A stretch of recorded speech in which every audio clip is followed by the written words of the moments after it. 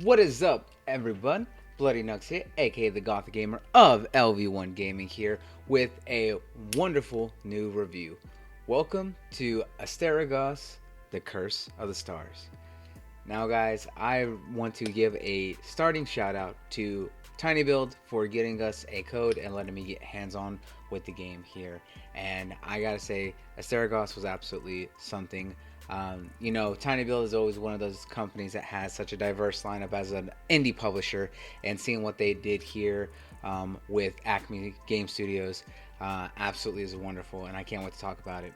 As y'all know, action RPGs have been very popular, but more recently, they've gotten only bigger thanks to the success of soulsborne style games and more games that kind of enter that genre of action RPG. And Asterigos is absolutely one of those games that does capture and very much embody a lot of the inspiration from that genre, but also takes in a lot of other action RPGs here. Now, I do want to say before we get started that there is a spoiler warning right here, as we are going to go talk into some of the early story elements of the game here. So if you want to go in blind, make sure that y'all do check that out. Of course, y'all could skip the story part here. Y'all will be able to see that down below, but you have been warned. So with that being said, let's go ahead and jump into the review.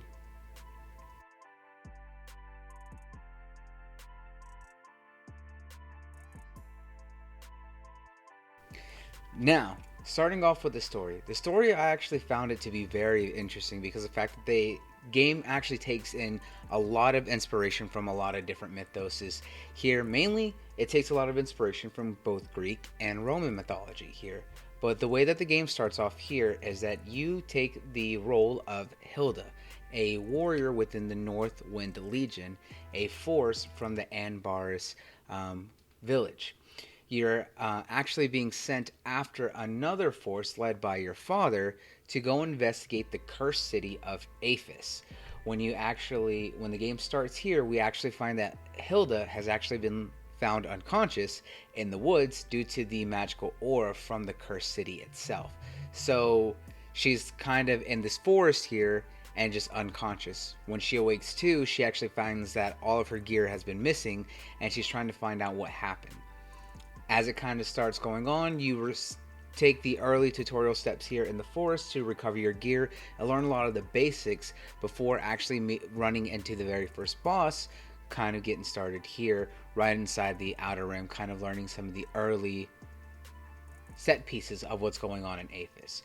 You encounter a large alligator known as Ravenous the Devourer, and after a quick fight with him, you actually will climb through the outskirts of Aphis, going through the sewers to get into the city.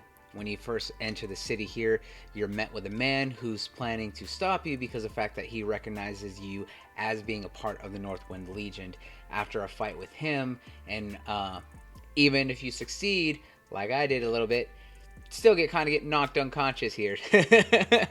So that tends to be the case there. So that's actually where you'll actually get transported over to the shelter, which is actually where we find out a lot more about what's going on in Aphis. After awaking from the second time of being knocked unconscious, because Hilda just doesn't get a break, does she? We actually are introduced to Minerva, the leader of the Adherents. And the Adherents actually are a faction within Aphis that are actually vying for control of the city here. And the thing that she is trying to work towards is the fact of that she is trying to actually help break the curse of Asterigos, the curse of the stars in the city here. She states how the city and its people have been cursed for more than 1,000 years with basically a never-ending death. They're immortal to a sense, as that they can't die, their body won't decay. However, they can die if they are killed, essentially. Their just body won't die itself of hunger or anything else like that, but they are in excruciating pain. Explaining about the understanding of stardust and everything else. After speaking with Hilda, she finds out that she is also looking for the Northwind Legion and actually strikes a deal that if Hilda works with the adherents and actually runs missions for them, she'll provide her echoes, or special magic stones that actually can recreate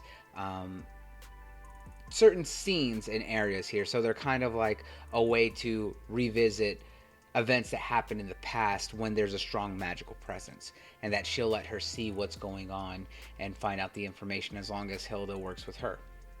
And Hilda begrudgingly agrees to it, simply because of the fact that she kind of doesn't have much of a choice. However, as the game kind of goes on, you kind of see Minerva has good intentions, even if she is a little bit kind of not necessarily shady, but she has her reasons for why she does what she does. And of course, Hilda, also being a little bit of an optimist and an idealist, she also has her own views on everything based on understanding that there's a difference between politics and ideals here, and there has to be a bit of a realism, a touch to everything here. And I do really like the way that the story played out.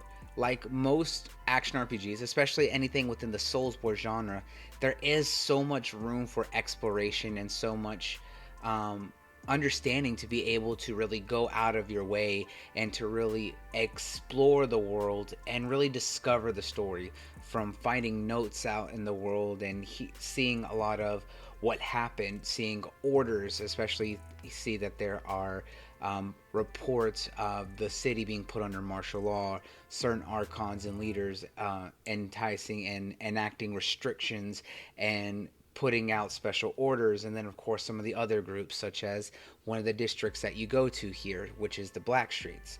It's seen as a spot in a district for the poor and the slaves, kind of seeing what they went through, the group that took over the Black Streets with the war axes, as well as seeing what's going on with a group of cultists who want to break the hunger that a lot of people feel from acquiring Stardust by forcibly transforming, in some cases, turning them into human animal hybrids. Then, of course, we have the military faction that serves under the current leader, Menides, who's actually the one who is behind the cause of Asterigos, the curse that has taken over Aphis.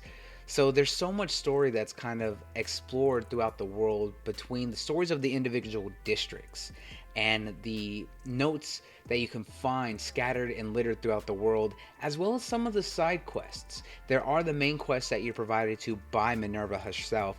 However, as you go around, you can occasionally find people, though you may not necessarily see them in person outside of specific NPCs. You'll actually find people residing with some of the homes throughout the world.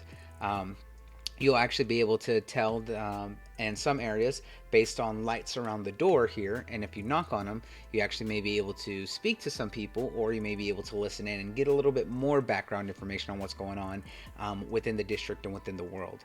And in some cases, you may end up meeting an NPC who may ask you to assist them on a quest, or you may meet someone who says, hey, can you take this to another person nearby, or can you go look for this item for me? And while some of it can be a traditional fetch quests, or hey, if you're in this area, if you can look for this particular item and bring it back.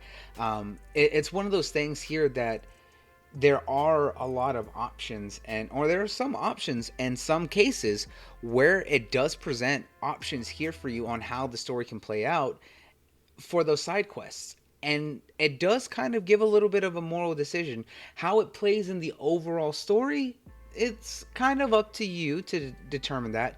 But there are some small stories here that really do kind of stick out. One of them that I remember, particularly, there's two.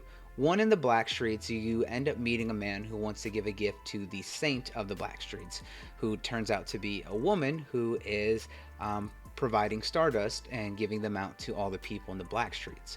Well, when you talk to her and kind of learn, is that she's not the actual saintess, is that she's actually someone who looks up to her and is close with the leader of the Black Streets here, and is basically taking on the persona of the actual saint, who's no longer friends with the leader of the War Axe and the leader of the Black Street.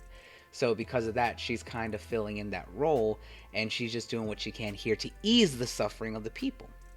and you kind of go back and forth by taking gifts to her from him because he wants to show his affection and appreciation, only for him to reveal that he's basically in love with this woman here, and that he's kind of not realizing the truth that she's not who she says she is. And even when you tell him the truth, he basically kind of loses it. And in another case, there was a woman who was talking with her daughter how her husband isn't home, and it turns out that when you find him, that he's actually a part of the cult that has taken over the citizens district within the bazaar, as well as a lot of the inner city parts here.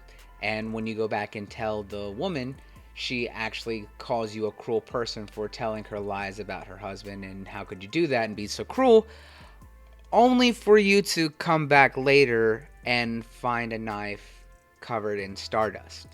And it's assumed that she had ended her own. Yeah. And it's kind of sad here because of the fact that it really kind of shows the naivete of Hilda, but also really shows that while she's an idealist, there are the horrors and the dark aspects of the city here. And I really love that aspect of the storytelling because there is truly so much here. Now, while there are the individual stories of the districts as well as the people that you meet along the way, there is a bit of a pacing issue. And I say that as later on in the districts, the first ones you go through, especially the Outer Rim and then of course going through the Black Streets, are relatively achievable within a few hours. You can kind of speed through them really quickly. However, it's when they open up the next area, which gives you 3 main missions and 3 districts to clear through, that's when they kind of take a lot longer and kind of drag on. Now, it's not that it's necessarily a bad thing for anyone who's played through any sort of Souls games, that there are some areas that are significantly longer than others, and there are some that you tend to just breeze through. However, it's within those areas that the pacing for the story itself and kind of the discovery of what you're doing does tend to kind of slow down. There is one area where it seems that there was always a little bit of exposition and always kind of moving that story around for that area, but in some of the others there wasn't as much, so it did kind of really take away from it. Now, one of the things that I do really like the most here about the game is the fact of that you also have an actual voice main character with Hilda. It's not like other games where you're just a voiceless mute here. It really does give a lot more interaction within the world because you have a character that is very much involved in a part of that world. And I absolutely love that fact. And having so much put into Hilda to really be a part of this world really adds a lot more to the story.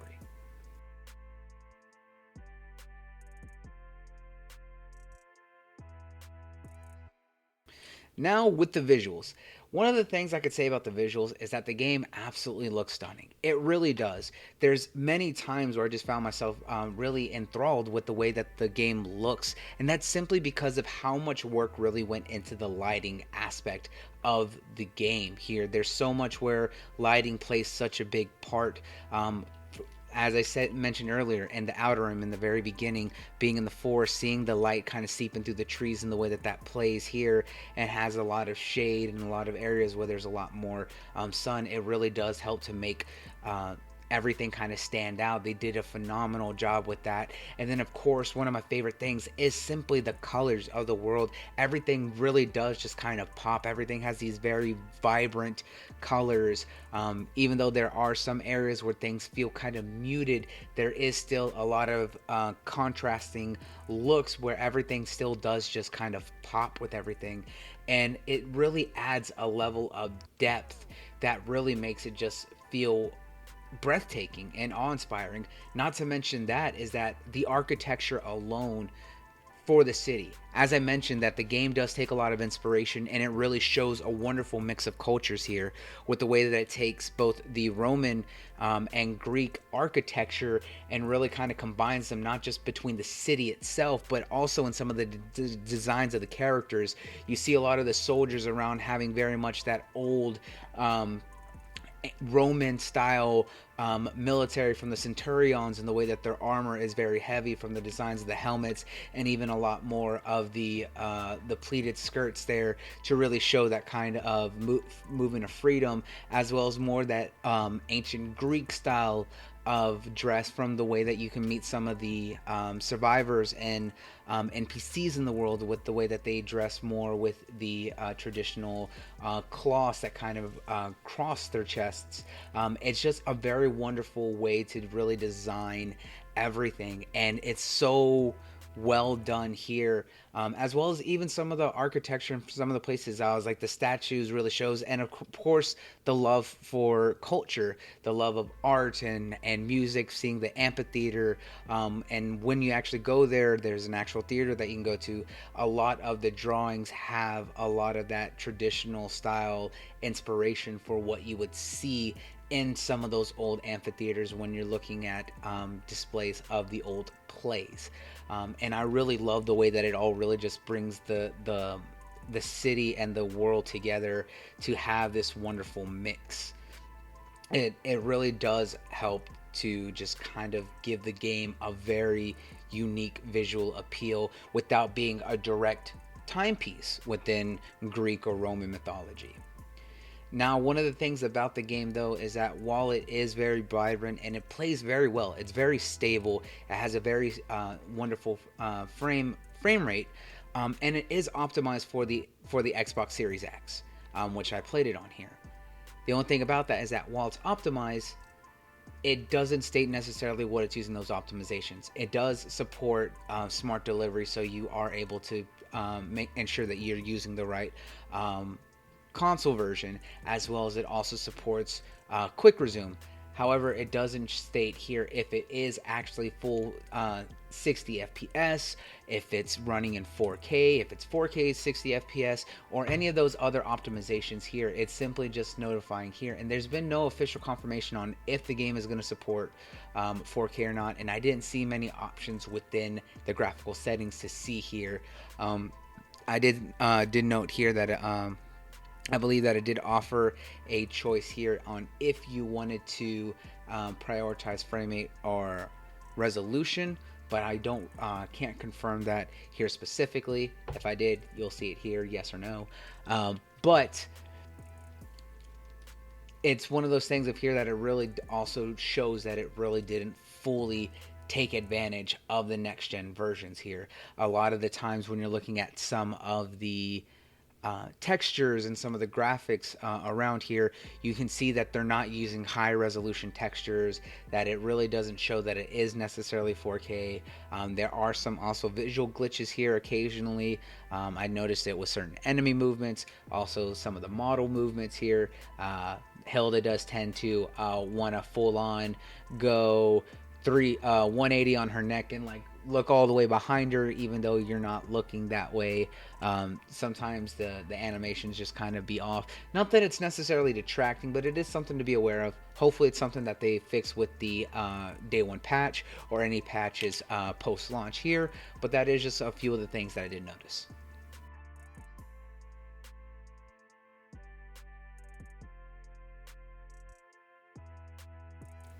Next up we have the audio, and I have to say I love the audio in this game.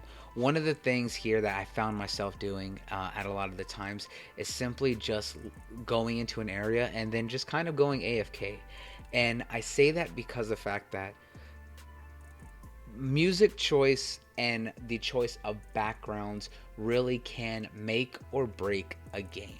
And one of the things here that this game does so well is that the music choice that it uses here from the backgrounds really help to set a certain ambiance and theme to each area, as each area has their own music.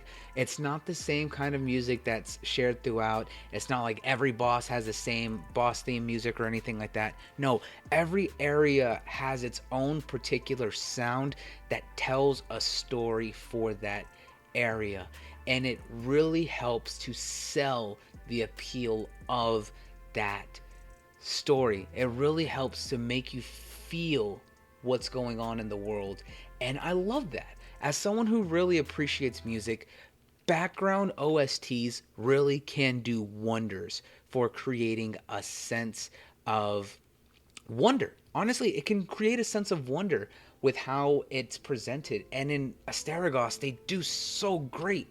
One of my favorite areas to kind of sit in was within the academy here. I loved sitting inside the armory because the music there in the armory is so mesmerizing.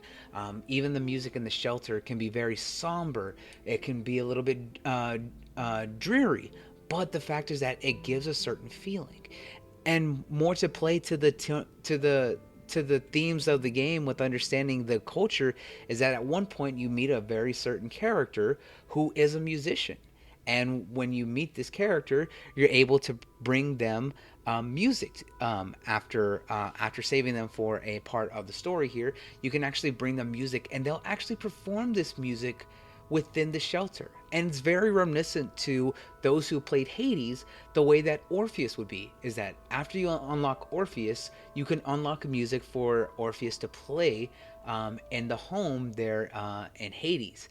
And it really helped to bring a certain feel. And you know that Hades had an amazing soundtrack. So that lets you know, if I'm making that kind of comparison, what kind of sound and what kind of feeling that this game is able to bring. And that's just the music alone. That's not even going into the fact of how well done the voice acting is. The voice acting is wonderful. A lot of the lines are completely voiced. The cutscenes and a lot of the voiceovers for certain scenes are really well done and wonderful with the way that you interact with each of the characters. Now, not all of the lines are voiced, and that is something to be aware, but still there is so much that's well done, and each of the characters' personalities really show very well for their character. And I love that because it really makes those characters feel alive. When you have a wonderful voice cast, it does wonders. Now there is some things that could be said about the writing at certain points. There is certain ways that lines are delivered, and that could just be the way that the lines were written, or it could be the way that the actor interpreted them.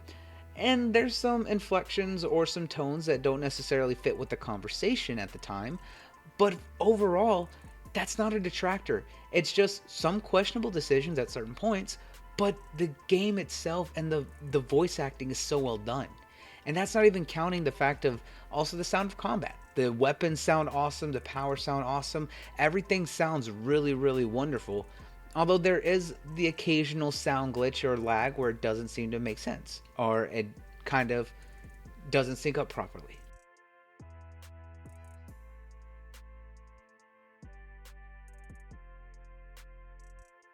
Now, lastly, here, let's get into the gameplay. I always say gameplay is king, and that's never going to change here. The thing about the gameplay in here is that it's very much an action RPG, but it also takes a lot of inspiration from Souls-like games. If you know those games in any way, you know exactly what to expect, you know exactly what to feel, you know exactly what you're getting into. However, one of the things that they make it more accessible is that there is a difficulty setting. Mainly, it helps to just add and increase your stats. If you're going on a lower setting, lower difficulty, it increases your stats, significantly decreases the amount of damage that you take, while also making some trade-offs. And then, of course, for those who are used to the Soulsborne games, want the challenge, you can play on a higher difficulty. It's punishing, it's brutal. I got I got my ass handed to me quite a lot. But along with that, there are some good and bad about the gameplay.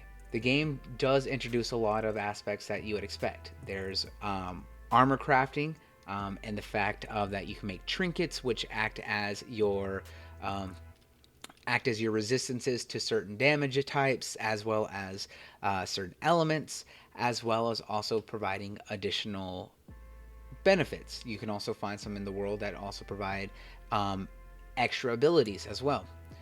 And along with that, there's also weapon upgrades. There's no weapon crafting because you're given 6 particular weapons, a sword and shield, a spear, a hammer, daggers, a staff to use magic, and then bracelets. And I found the bracelets really fun to use because of the fact that while the staff is using magic at a distance, the bracelets actually use a controlled elemental orb in close combat, which is really fun. You can make some quick explosions, as well as unlock some special abilities that allow you to morph weapons and do some really fun things.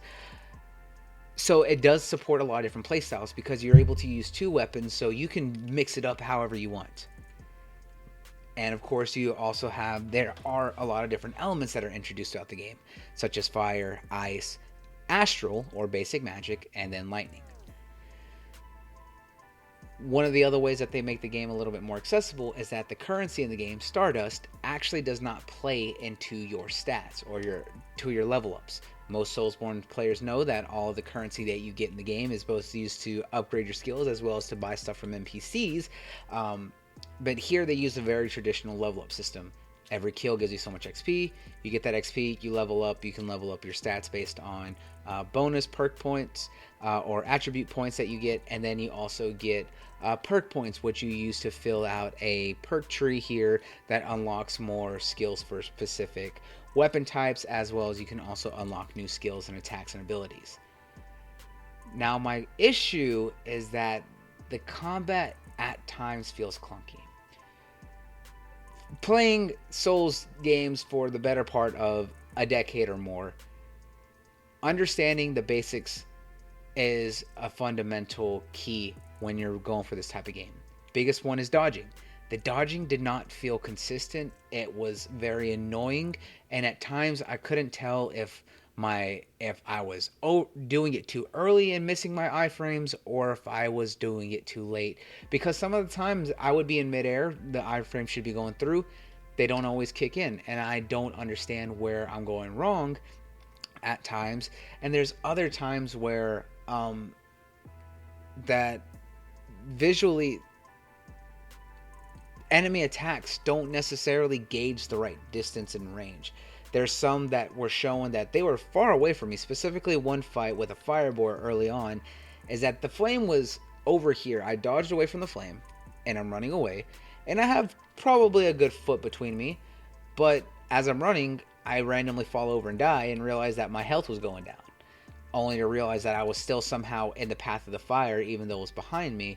And I found that frustrating because the fact that there was times when I was fighting enemies that I thought I was out of their range, or I had dodged well properly here to activate the invincibility time period, and it wasn't clicking through. And as someone who knows how important those are, it can be frustrating. And especially with the fact that while the weapons are fun, there's a lot of the times where you can stun enemies, but they recover almost instantly, so you really can't take advantage of it. However, you stun super easily, and half the time they can stun lock you in some very stupid ways. And in this game, there is no recovery. There's no way to recover any way possible, any way whatsoever. Of course, that's kind of par for the course with these types of games, but here it feels a lot more extra unfair with the way that it seems that a lot of the attacks and a lot of the movement is inconsistent. Now, I'm not saying that the game is bad in any way. It's just that from my understanding of this gameplay, having played so many of them, is that it doesn't feel the best. It's not completely refined. I hope it's something that they're able to tweak or maybe fine tune over time. But if not, I really hope with whatever they do next, if they do another game like this, that they're able to really capitalize and refine that combat system here, if that is really a genre and type that they want to go for, because the game is enjoyable. It is so much fun because when you use some of the powers and use some of the weapons, you feel like a badass. You feel so cool. It just needs to be a lot more fine-tuned.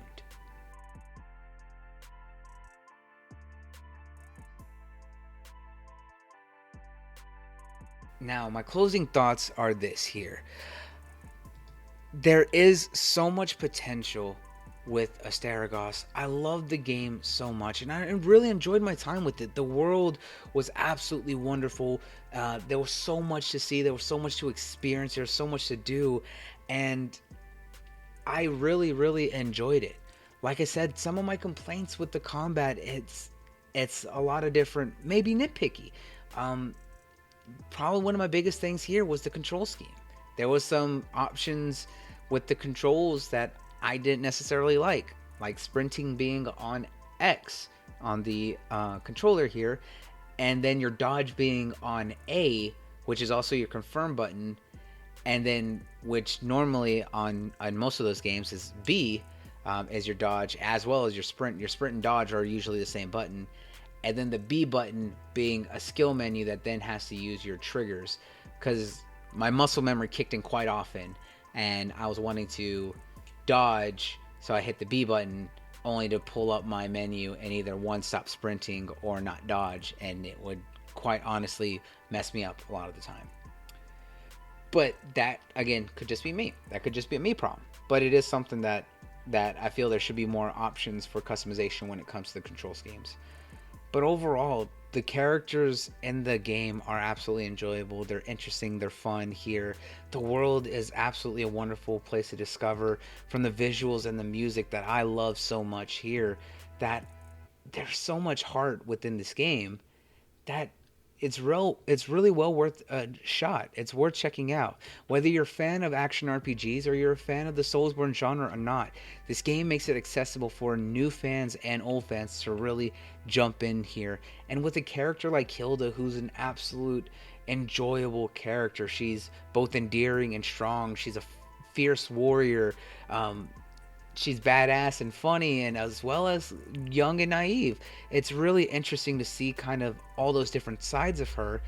And as we see more push for diversification and representation, she's well done that it's hard to not enjoy her, as well as just everything in this game. So if this is something that's well up your alley, make sure to check it out.